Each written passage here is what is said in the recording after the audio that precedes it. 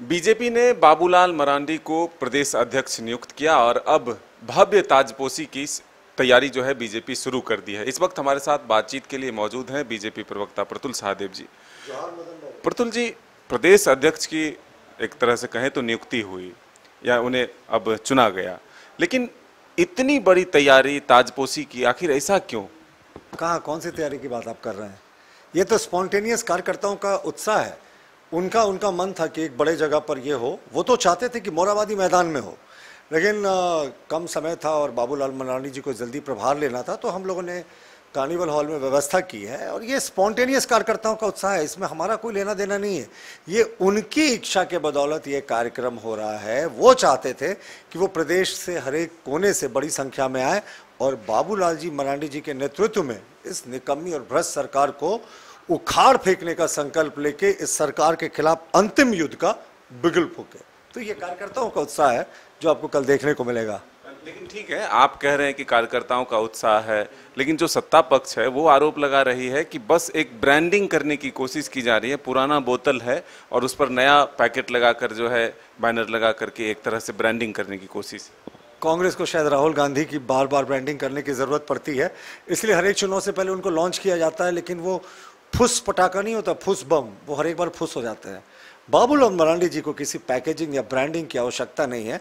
वो प्रदेश के पहले मुख्यमंत्री थे और वो विकास पुरुष के नाम पे उनको जाना जाता है। जिस समय वो 14 वर्षों तक हमारी पार्टी में नहीं थे, नीतिगत मतभेद हो सकते थे हमारे, लेकिन एक चीज़ पर हम सब सहमत होते थे कि विकास की इन्होंने जो लाइन, लंबी लकीर लाइन खींची है, तो झारखंड को वहाँ से टेक ऑफ करना चाहिए था।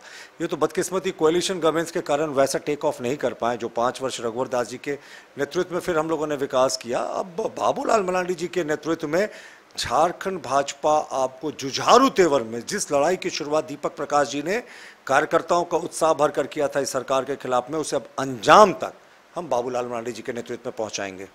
लेकिन एक चीज़ आपको दिख रहा है क्या, अब इस चुनाव में, अगर जो 2024 के चुनाव हैं उसमें विकास, रोजगार, ये सब मुद्दे अब पीछे छूटते जा रहे हैं। अब सिर्फ मुद्दा ये बनता जा रहा है कि आदिवासियों का हितैषी कौन।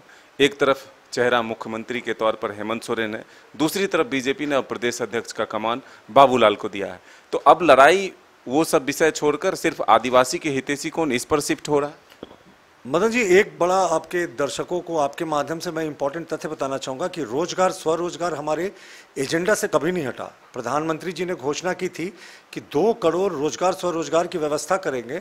आपको पता है कितने करोड़ अभी भी जो अकाउंट्स हैं मुद्रा लोन के, वो हमारे पिछले 9 वर्षों के सरकार में क्या सैंक्शन हुए? 41 करोड़, मैं आपके चैनल पे बड़ी जिम्मेवारी से कह रहा हूँ, 41 करोड़ मुद्रा लोन के व्यवसाय को शुरू करने वाले अकाउंट्स को सैंक्शन किया गया है। तो आप सोच सकते हैं, जो ये बार बार आरोप लगाते हैं कि 18 करोड़ लोगों के लिए हमने रोजगार के साधन नहीं उपलब्ध कराए, 41 करोड़ अगर सैंक्शन हुआ है, मान लीजिए फर्क कीजिए एक व्यक्ति ने 2-2 भी किया और बिजनेस बढ़ाने के लिए, 20 करोड़ तो सीधे लाभान्वित हुए हैं। और मुख्यमंत्री हेमंत सोरेन को जवाब देना होगा कि 3.25 वर्षों में जो लगभग 18-19 लाख नौकरियां, 5 लाख नौकरी प्रत्येक वर्ष के हिसाब से होनी चाहिए थी, वो क्यों नहीं हुई? अगर माइनिंग लीज देने की बात हुई तो माननीय मुख्यमंत्री जी ने खुद क्यों ले लिया? इतिहास का, भारत के इतिहास का पहला उदाहरण है कि माइनिंग मंत्री रहते मुख्यमंत्री ने खुद को उपकृत किया। अपनी पत्नी को दे दिया साहब, साली को भी दे दिया, अपने भाई को भी दे दिया, अपने विधायक प्रतिनिधि की पत्नी को भी दे दिया। तो मुख्यमंत्री जी ने आदिवासियों का विकास किया है, लेकिन सबका टाइटल कहीं ना कहीं सोरेन रहा है। लेकिन ये भी कहा जा रहा है कि अब बीजेपी एक तरह से माहौल बनाने की कोशिश कर रहा है कि आदिवासी हितैषी है, लेकिन हेमंत सोरेन के बराबरी में 10 जन्म लगेगा बाबूलाल जी को अभी उस कद तक पहुंचने में जिस कद को हासिल किया है हेमंत सोरेन। ईश्वर रक्षा करे, जो कद पे हेमंत पहुंचे हैं, हम नहीं चाहेंगे कभी भी हमारे पार्टी के माननीय बाबूलाल मरांडी जी या अन्य कोई नेता पहुंचे।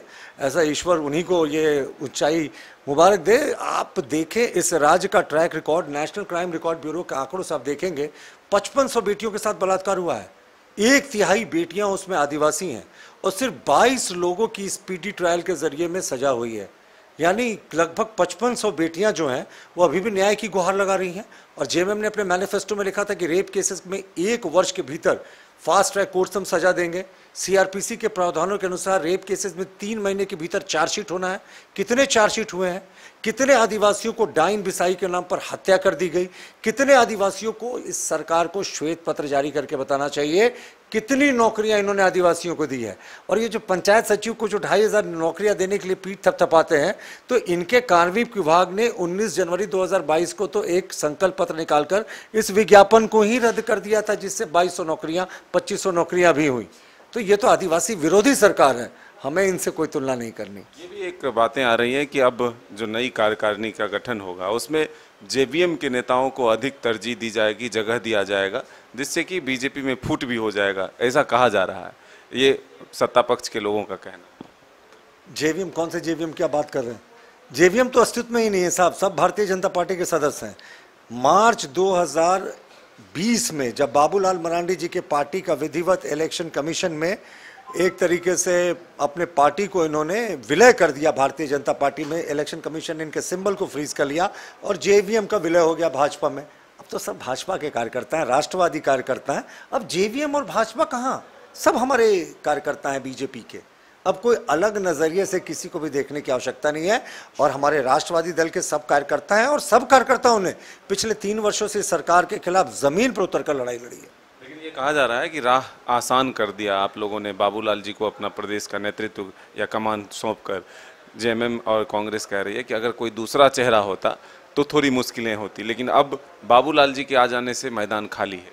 देखिए, इन्हें बाबूलाल जी का फोबिया इतना ज़्यादा है कि 3.5 वर्षों तक इन्होंने प्रतिपक्ष के नेता के रूप में इनको जो है संवैधानिक जो पद है वो नहीं दिलाया। इस मुख्यमंत्री ने कहा था कि बीजेपी जो है वो विपक्ष के नेता पद के लिए तरस जाएगी और स्पीकर वही करते दिखे जो मुख्यमंत्री जी ने कहा था। तो बाबूलाल जी का तो डर इनको इतना है कि इनको रात में नींद नहीं आती है। इनको पता है कि बाबूलाल जी का करप्शन के प्रति 0 टॉलरेंस है। मधु सिंह ने जब 50 लाख रुपए ऑफर करके बाबूलाल जी जब मुख्यमंत्री थे उस समय कहा था कि आप हमको रजिस्ट्री दे दीजिए, तो बाबूलाल जी ने कहा था कि वो मेरे जीवन का बड़ा काला दिन है और करप्शन की सोचकर मुझे नींद नहीं आती है।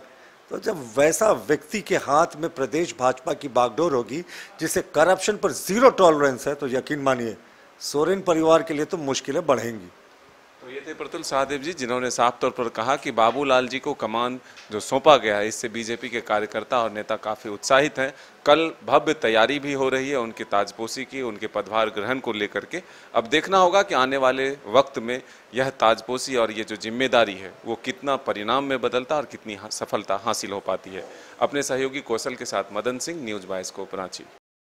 झूमेंगे घूमेंगे गाएंगे हम, वाइल्ड वाली वाटर पार्क जाएंगे हम। झूमेंगे घूमेंगे गाएंगे हम, वाइल्ड वाली वाटर पार्क जाएंगे हम। वाटर पार्क में फुल ऑन फन करेंगे, फैमिली संग वाइल्ड वादी चलेंगे। वाइल्ड वादी एंड अम्यूजमेंट वाटर पार्क एक नए अवतार में तो तैयार हो जाइए वाइल्ड वादी में अनलिमिटेड मस्ती के लिए। यहाँ लॉकर और कॉस्ट्यूम का कोई चार्ज नहीं, साथ ही 33 फीट की हाइट से मल्टी लेन और बर्ड पार्क का भी ले फुल मजा। वाइल्ड वादी अम्यूजमेंट वाटर पार्क, हजाम, रांची। वेलकम टू चाचा मामा दंगल। हास्य अदाकार संजय मिश्रा से गुजारिश है कि वह अखाड़े में कूदे और फुलटूस को ट्रॉफी से नवाजे। लगता है समाधि ले ली। अरे बुला रहे हैं। अरे बोल रहे हैं कि बुला लो। टॉप टेक सीमेंट जो जोड़े तो complete solution institute for bright future IIT JEE NEET की तैयारी के लिए फाउंडेशन प्रोग्राम, क्लास 8 से 12 तक की तैयारी, NTSC, olympiads, KVPY and board exams. Tension नहीं लो, CSI आओ। Complete solution institute near DPS school behind carnival banquet hall, डिपडी बाईपास रोड, रांची।